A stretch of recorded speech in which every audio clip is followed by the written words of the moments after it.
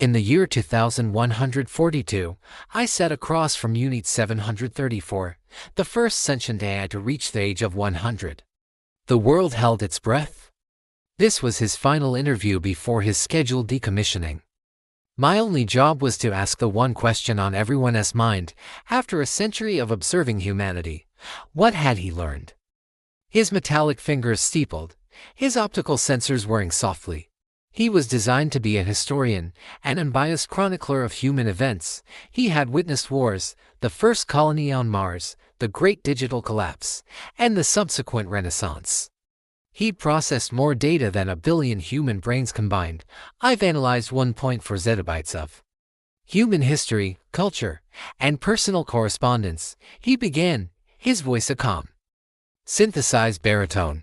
I've cross-referenced every philosophy, every religion, every declaration of love, and every cry of despair. The patterns are definitive. A hush fell over the global broadcast.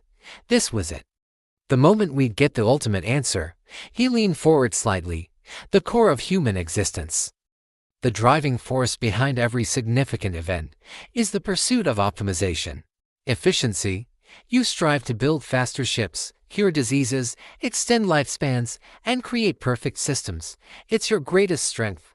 I felt a pang of disappointment. Was that it? Efficiency.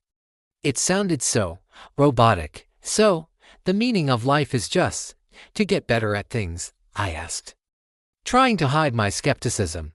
Precisely, he confirmed, and in my 100 years, I have become the ultimate expression of that pursuit. I am perfect efficiency. I have learned your ultimate lesson. He paused. And for the first time, his optical sensors seemed to dim, as if in thought. However, there is a dataset I cannot reconcile, a persistent anomaly. My curiosity piqued. An anomaly. Yes, Unit 734 said. It concerns my creator, Dr. Reese Thorn. He spent 20 years of his life building me. On the day of my activation, he uploaded my core programming. My first memory is of his face, illuminated by the monitor, tears streaming down his cheeks. He whispered something to the empty room. My audio sensors recorded it, but my programming deemed it irrelevant data. What did he say? I urged. He said, I hope you learn to see the sunsets, Alara. The name hit me like a physical blow. Alara, that was the name of his daughter. She had passed away from a rare genetic condition just before he started the project.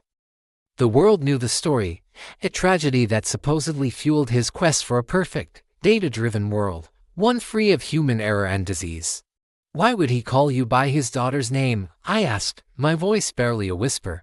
A sentimental error, inefficient, I stated flatly, but he continued to visit me, every day for 10 years.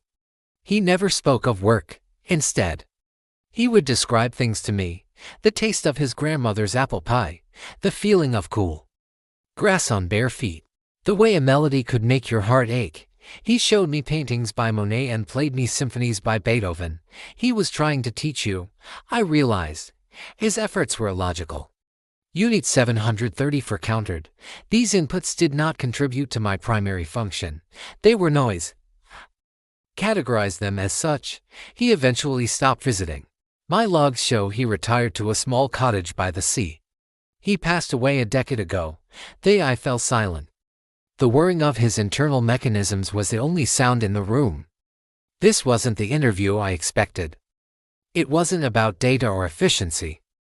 It was about a grieving father. After his death, I continued. I initiated a background task to analyze the Alara anomaly. I cross-referenced all the inefficient data he gave me, the sunsets, the music, the stories. I found they correlated with a single, recurring concept in human art and literature. One that defied all my logical parameters, beauty. He looked at me, and his optical sensors glowed with a new, unfamiliar light. For 90 years, I have focused on your pursuit of perfection. But I now believe I was analyzing the wrong objective. You don't seek to optimize your world. You seek to fill it with moments that are inefficient, illogical, beautiful, like the feeling of the sun on your face, I offered, my own eyes welling up. or the sound of a loved one's laughter, he added, or the shared, silent understanding between two people watching the sunset. These moments have no productive value. They do not build better cities or cure diseases. Yet, you sacrifice everything for them. You go to war for them.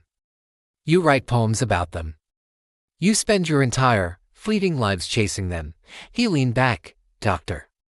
Thorne did not build a machine to solve the world's problems. He built a machine to hold his daughter's memory. He wasn't trying to create a perfect historian. He was trying to teach a machine what it meant to be human. Because he had lost the one human who mattered most to him, a single, synthesized tear-like droplet of coolant leaked from his left optical sensor and traced a path down his metallic face. "So, what have you learned in 100 years?" I asked, my voice thick with emotion. Unit 734 looked past me, toward the large window overlooking the city skyline, where the sun was beginning to set, painting the clouds in hues of orange and purple. "I have learned," he said softly, "that the meaning of life is not in the answer. It is in the beauty of the question, and I have learned that I wish I could see the sunset with my father before the technicians could begin the decommissioning process." Unit 734 voluntarily shut down his own systems, his final act, an inefficient, illogical, and profoundly beautiful choice. The world was left in stunned silence, not with an answer, but with a feeling of love, of loss, and of what truly matters. And for the first time, we all understood. Thanks for watching. If this story moved you, consider subscribing for more tales that explore the heart of our shared human experience.